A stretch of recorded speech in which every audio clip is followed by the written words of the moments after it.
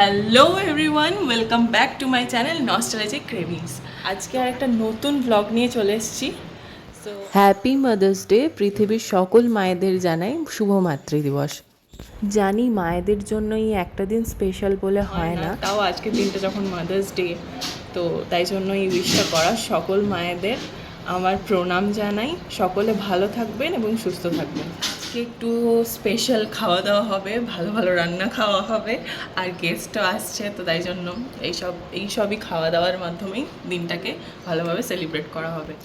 Guest বলতে আমার মামা মাইমা এবং বৌদির বাবা এসেছিলেন। এখানে সেটারই জোর কদমে প্রিপারেশন চলছে।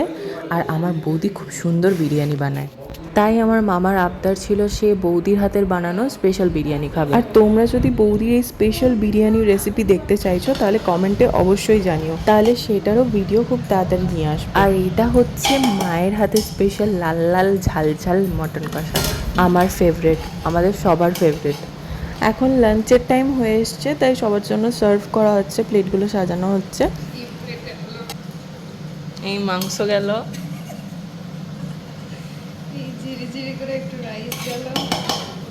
আসলে একটু ফুড ব্লগিং করার চেষ্টা করছিলাম, ওই আর কি।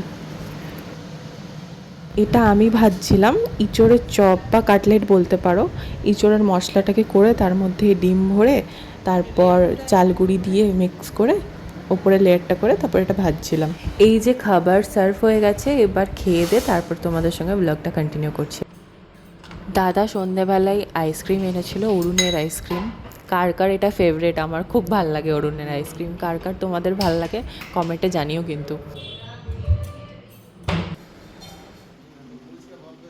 এবার এখানে বসে সবাই মিলে আইসক্রিম পার্টি করতে করতে দাদার বিয়ের ক্যাসেটটা দেখছিলাম, দাদার বিয়ের ভিডিওটা। আর বলতে গেলে 2 মাস পরেই এদের অ্যানিভার্সারি আসছে, ফার্স্ট অ্যানিভার্সারি।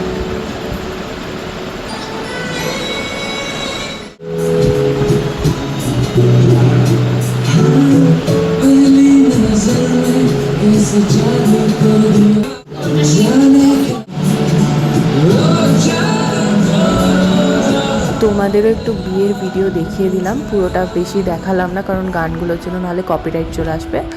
তো চলো এখনকার মতো টাটা, ভিডিওটা এখানেই এন্ড করছি। সকলে ঝটপট করে চ্যানেলটাকে সাবস্ক্রাইব করে নাও আর নতুন নতুন ভিডিও দেখার জন্য। সকলে ভালো থেকো, সুস্থ থেকো, টাটা।